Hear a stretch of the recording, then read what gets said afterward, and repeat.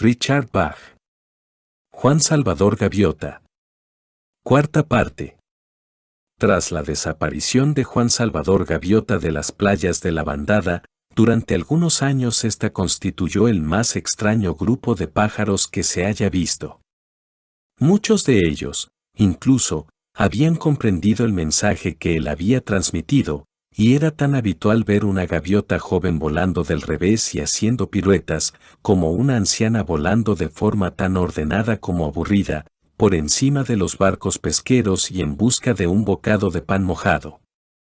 Pedro Gaviota y los otros alumnos de Juan divulgaron las enseñanzas de libertad de su instructor y emprendieron largos viajes para difundirlas entre las bandadas de la costa. En esos días hubo acontecimientos notables. Los alumnos de Pedro, e incluso los alumnos de sus alumnos, estaban volando con una precisión y un júbilo nunca vistos. Aquí y allí se veían pájaros que superaban en sus acrobacias a Pedro y aún al propio Juan. La curva de aprendizaje de una gaviota altamente motivada siempre había sido muy pronunciada, y ahora, una y otra vez, había estudiantes que superaban los límites con tanta perfección que sencillamente desaparecían, como Juan, de la faz de una tierra demasiado restringida para contenerlos. Durante un tiempo fue una edad de oro. Multitudes de gaviotas se acercaron a Pedro Gaviota, ansiosas por tocar a aquel que había tocado a Juan Salvador Gaviota, un ave a la que ahora consideraban divina. Pedro insistió, en vano, en decirles que Juan había sido una gaviota igual a ellas, que había aprendido lo que todas podían aprender. Continuaron persiguiéndole, para que les repitiera las palabras exactas que había pronunciado Juan, empeñadas en que les explicara con minuciosidad los gestos que había realizado, ávidas por descubrir nuevos detalles sobre él. A medida que le reclamaban saber más trivialidades acerca de Juan, la inquietud de Pedro iba en aumento. Antes, habían estado interesadas en llevar a la práctica sus enseñanzas, en entrenar y en surcar, veloces y libres, el glorioso cielo, y ahora evitaban el trabajo duro, mientras se entretenían contándose unas a otras leyendas sobre Juan, como si éste fuese un ídolo popular y ella su club de admiradoras. Maestro Pedro Gaviota, le decían, como dijo exactamente el magnífico Juan, estas son, en verdad, las ideas de la gran gaviota, o, estas son, de hecho, las ideas de la gran gaviota. Por favor, llamadme Pedro. Solo Pedro Gaviota, respondía Pedro, consternado porque se dirigieran a él con tanta reverencia. ¿Qué diferencia hay en que haya usado una palabra u otra? Ambas son correctas, estas son las ideas de la gran gaviota. Él, sin embargo, sabía que la respuesta no le satisfacía y que pensaban que había eludido la pregunta. Maestro Pedro Gaviota, cuando la divina gaviota Juan Salvador se aprestaba a volar, daba un paso en dirección al viento, o dos. Antes de que Pedro pudiera contestar, ya le habían lanzado la siguiente pregunta. Maestro Pedro Gaviota, la divina gaviota Juan Salvador, tenía los ojos grises o dorados. El que preguntaba tenía los ojos grises, ansioso por oír la única respuesta que esperaba. No lo sé. Olvidad sus ojos. Tenía los ojos, de color violeta. ¿Qué importancia tiene? Lo que vino a decirnos es que podemos volar, que podemos lograrlo si despertamos y dejamos de estar ociosos en la orilla, hablando del color de los ojos de alguien. Ahora mirad, os voy a enseñar el giro del molinillo. Pero más de una gaviota, cansada de practicar algo tan difícil como el molinillo, prefería volar de regreso a casa, pensando, la gran gaviota tenía ojos violetas, no como los míos, ni como los de ninguna otra gaviota. Con el pasar de los años, las clases fueron cambiando. Lo que antes era una celebración de la maravilla de volar se convirtió en cuchicheos acerca de Juan, antes y después de las prácticas, en largas disertaciones sobre Juan en la playa, y ya nadie se acordaba de volar. Tanto Pedro como otros que habían sido alumnos de Juan intentaron corregirles, intrigados, desalentados o furiosos ante el cambio, pero incapaces de detenerlo. Les honraban, o aún peor, les reverenciaban, pero ya no les escuchaban, y las gaviotas que practicaban eran cada vez menos. Los alumnos originales fueron muriendo uno a uno, dejando atrás sus fríos cuerpos, de los que la bandada se apropió para realizar grandes y llorosas ceremonias, enterrándolos bajo enormes mojones de guijarros. Cada piedra se añadía al montículo tras un largo sermón pronunciado por una gaviota con pesada solemnidad. Los mojones se convirtieron en santuarios, y ahora, a toda gaviota que aspirara a la unicidad se le requería que depositara un guijarro en el santuario y pronunciara un discurso lastimero. Nadie sabía en qué consistía la unicidad, pero se trataba de una cosa tan profunda y seria que ninguna gaviota se habría atrevido a preguntar qué era sin pasar por tonta. Pero si todo el mundo sabe qué es la unicidad, y cuanto más bonita sea la piedra que deposites en la tumba de Martín Gaviota, mayores posibilidades tendrás de conseguirla. Pedro fue el último en morir. Ocurrió durante una larga y solitaria sesión del más puro y hermoso vuelo de su vida. Su cuerpo se esfumó en medio de un largo ascenso vertical, algo que había aprendido la primera vez que encontró a Juan Salvador Gaviota, y en el momento de desaparecer no estaba colocando guijarros ni meditando sobre los postulados de la unicidad. Se marchó inmerso en la perfección de su propio vuelo. Cuando a la semana siguiente Pedro no apareció en la playa, cuando se descubrió que se había ido sin dejar una nota, la bandada se sintió consternada. Sin embargo, sus miembros se recuperaron enseguida, y tras pensarlo decidieron lo que debió de haber ocurrido. Se anunció entonces que el maestro Pedro Gaviota había sido visto posado sobre lo que desde entonces se llamó la roca de la unicidad y rodeado de otros 7 primeros alumnos. Las nubes se habían abierto, y había aparecido nada menos que la mismísima gran gaviota Juan Salvador, vestida de regias plumas y conchas doradas, con una corona de guijarros preciosos sobre la cabeza, apuntando simbólicamente hacia el cielo, el mar, el viento y la tierra. La gran gaviota Juan Salvador lo había llamado para que le siguiera a la playa de la unicidad, y Pedro había ascendido mágicamente, rodeado de rayos sagrados. Las nubes se habían cerrado de nuevo sobre la escena, acompañadas por un gran coro de gaviotas.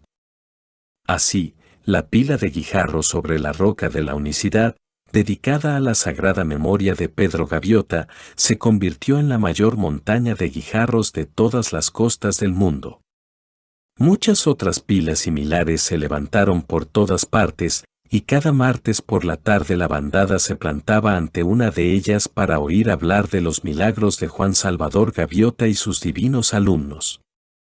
Ya nadie volaba más de lo estrictamente necesario, y cuando lo hacía era en medio de rituales cada vez más extraños.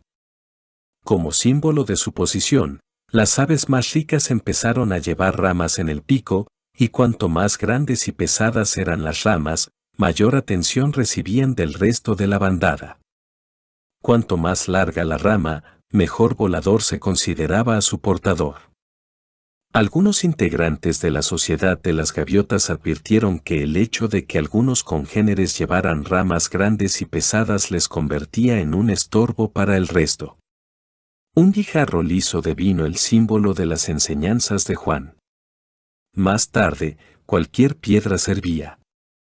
Era el peor símbolo posible para un ave que había venido a enseñar la alegría de volar, pero nadie parecía darse cuenta. Al menos, nadie importante dentro de la bandada. Los martes, todos dejaban de volar, y una multitud apática se reunía para oír recitar al alumno oficial de la bandada.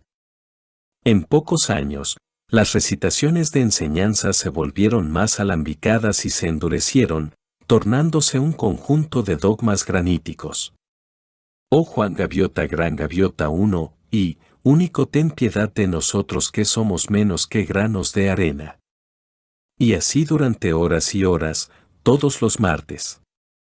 Cuanto más rápida y mecánica era la repetición de estas letanías, de las que ya no se entendía ni una palabra, más valorado era el oficial en cuestión.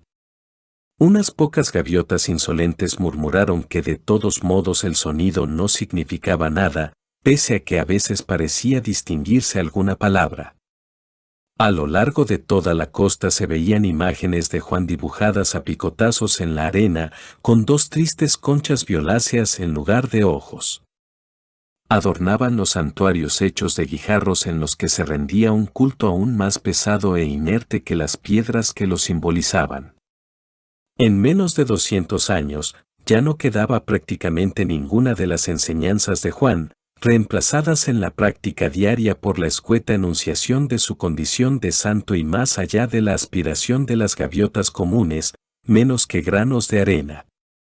Llegó un tiempo en el que los ritos y ceremonias creados en torno a la figura de Juan Salvador Gaviota se volvieron obsesivos. Toda gaviota pensante alteraba el curso de su vuelo a la vista de uno de esos mojones para no volar en presencia de esos santuarios erigidos sobre las ceremonias y supersticiones de quienes, ante el fracaso, preferían las excusas al trabajo duro y la grandeza. Las gaviotas pensantes, paradójicamente, cerraban su mente a ciertas palabras, como vuelo, mojón, gran gaviota, Juan. En todos los otros aspectos eran las aves más honestas y lúcidas desde el propio Juan, pero ante la mera mención de su nombre o de cualquiera de los otros términos tan gravemente tergiversados por los alumnos oficiales locales, sus mentes se cerraban como una trampilla. Sin embargo, eran curiosos, y empezaron a probar formas de volar, aunque sin utilizar nunca esta palabra. No es vuelo, se decían a sí mismas una y otra vez. Es solo una forma de comprobar que hay desierto. Al rechazar a los alumnos oficiales, ellas mismas se volvieron alumnos. Al rechazar el nombre de Juan Salvador, practicaron el mensaje que éste había llevado a la bandada. No fue una revolución ruidosa. No hubo gritos ni estandartes.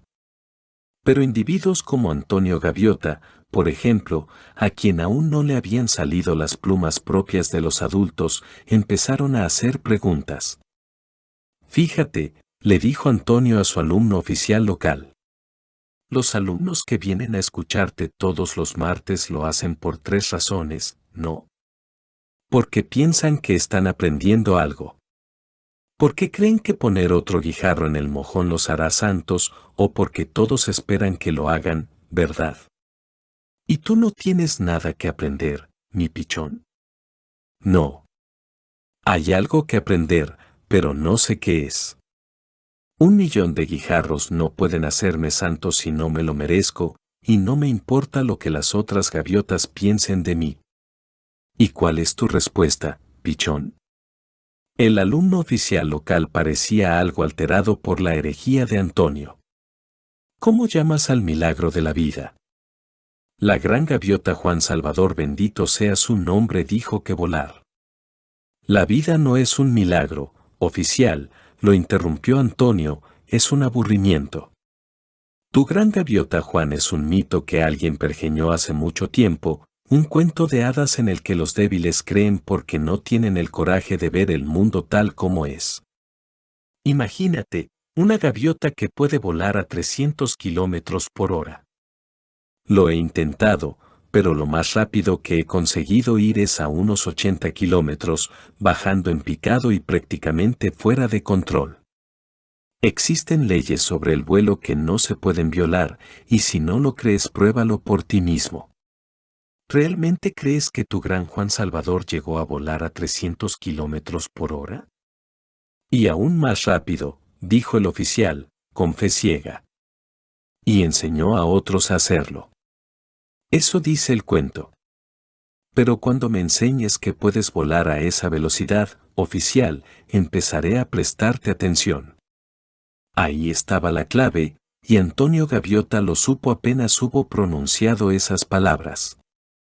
Él no tenía respuestas, pero sabía que seguiría con mucho gusto cualquier ave que pudiera darle al menos algunas respuestas válidas que hicieran la vida diaria más plena y feliz. Hasta que encontrara a esa ave, la vida seguiría siendo gris y desolada, ilógica, sin sentido. Cada gaviota no pasaría de ser un conjunto aleatorio de sangre y plumas destinado al olvido. Antonio Gaviota siguió su propio camino, y se le sumaron más y más aves jóvenes que rechazaban los rituales y ceremonias en que se repetía el nombre de Juan Salvador. Entristecidas por la futilidad de la vida, pero al menos honestas consigo mismas y lo suficientemente valientes para reconocer esa futilidad. Entonces, una tarde en que Antonio aleteaba sobre el mar, pensando en la inutilidad y falta de sentido de la vida, se le ocurrió que el único acto lógico sería zambullirse en el océano y ahogarse. Era mejor no existir que existir como un alga, sin propósito y sin alegría. Tenía sentido. Era lógica pura, y toda su vida Antonio Gaviota había tratado de permanecer honesto y lógico. De todos modos, tarde o temprano tendría que morir, y no veía motivo para prolongar el doloroso aburrimiento de la vida. Estaba a 600 metros sobre el mar, y se zambulló en picado hacia el agua a una velocidad cercana a los 80 kilómetros por hora. Haber tomado la decisión le resultaba extrañamente estimulante. Por fin había encontrado una respuesta que tenía sentido. A mitad de camino en su zambullida hacia la muerte, mientras veía al mar inclinarse y crecer debajo de él, oyó cerca de su ala derecha un silbido tan fuerte que casi se convirtió en rugido, y se dio cuenta de que otra gaviota que iba mucho más rápido le había dejado atrás como si estuviera inmóvil en una playa. El ave era una gran línea borrosa que descendía, un meteoro llegado del espacio. Antonio frenó su caída desplegando las alas, mientras intentaba comprender lo que había presenciado. La figura borrosa aminoró la velocidad al acercarse al mar, tocando los bordes de las olas, volvió a subir con fuerza, con el pico apuntando directamente hacia el cielo, y empezó a girar sobre sí misma, lentamente, para terminar, dibujando un círculo completo en el aire. Antonio se había detenido para mirar, olvidándose de todo. Juraría que eso era una gaviota, se dijo en voz alta. Se acercó lo más rápido que pudo a la otra ave, que aparentemente no había advertido su presencia. «Oye», gritó lo más alto que pudo. «Oye, detente». La gaviota se lanzó hacia abajo moviendo una sola ala y a una velocidad tremenda, volvió a subir en vertical y se detuvo súbitamente en el aire, como un esquiador que llega tras su descenso al pie de la montaña. Antonio estaba casi sin aliento. «¿Pero, qué estás haciendo?» Era una pregunta estúpida, pero no sabía qué otra cosa decir. «Lo siento si te he asustado», se disculpó el extraño, con una voz tan clara y amistosa como el viento. «Estuviste todo el tiempo en mi campo de visión. Solo era un juego. No te habría golpeado». «No, no es eso». Antonio estaba más alerta e inspirado de lo que había estado nunca en su vida. ¿Qué era eso? Oh, llámalo vuelo por diversión. Una zambullida seguida de un suave giro hacia arriba para terminar en un rizo. Solo estaba distrayéndome un poco. Si lo quieres hacer realmente bien te llevará una pizca de tiempo, pero es algo bonito de ver, ¿no crees? Sí, es bonito, ya lo creo. Pero no te he visto cerca de la bandada. ¿Quién eres? Puedes llamarme John. Palabras finales. El último capítulo no es muy imaginativo, pero lo parece. ¿Cómo es que, de pronto, una historia empieza a tomar forma en nuestra mente? Los escritores que aman su oficio dicen que el misterio es parte de la magia. No hay explicación. La imaginación es como un alma vieja. Alguien susurra el espíritu de una historia, habla con voz suave de un mundo brillante y las criaturas que lo habitan, de sus alegrías y penas, desesperanzas y victorias. Un relato acabado y hermoso, al que solo le faltan las palabras. Los escritores conjuran imágenes que concuerden con la acción que han vislumbrado, y repasan el diálogo de principio a fin. Sencillamente insertan letras, espacios y comas, y la historia está lista para deslizarse por la pendiente que la conducirá a las librerías. Las historias no se tejen con fórmulas ni gramática, sino que surgen de un misterio que se adueña de nuestra silenciosa imaginación. Algunas preguntas nos acucian durante años, hasta que una tormenta de respuestas aparece de la nada, lanzando sus flechas desde un arco que nunca hemos visto. Así me ha ocurrido a mí. Cuando terminé de escribir la cuarta parte, la historia de Juan Salvador finalizó. Entonces volví a leer la cuarta parte una y otra vez. Eso nunca ocurriría. ¿Se habrían valido de rituales las gaviotas que siguieron las enseñanzas de Juan Salvador para aniquilar el espíritu del vuelo? Eso decía el último capítulo. Yo no podía creérmelo. Las 3 partes anteriores lo contaban todo, pensaba, de modo que no hacía falta una cuarta, un cielo desierto, palabras polvorientas que sofocan la alegría. No es necesario incluirla. Entonces, ¿por qué no la quemé? No lo sé. La dejé a un lado, como si a diferencia de mí, la última parte del libro creyera en sí misma.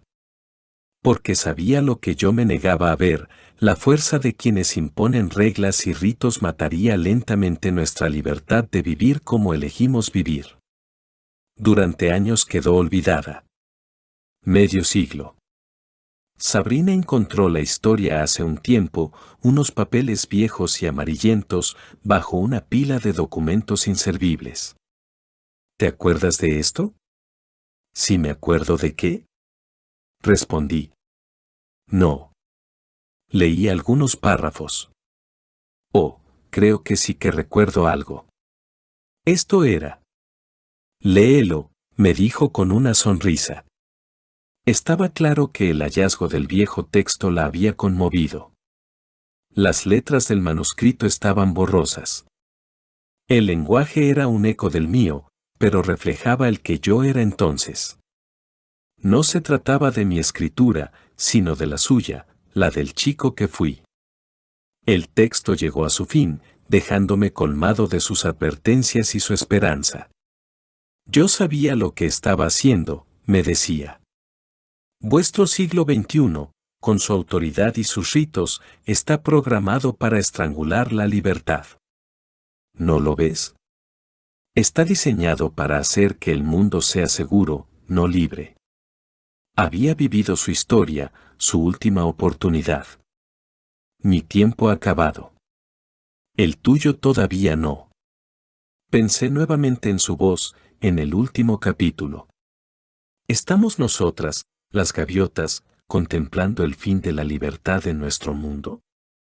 La cuarta parte, que finalmente ocupa el lugar que le pertenece, dice que tal vez no. Fue escrita cuando nadie conocía el futuro. Ahora, nosotros sí lo conocemos. Richard Bach. Primavera de 2013.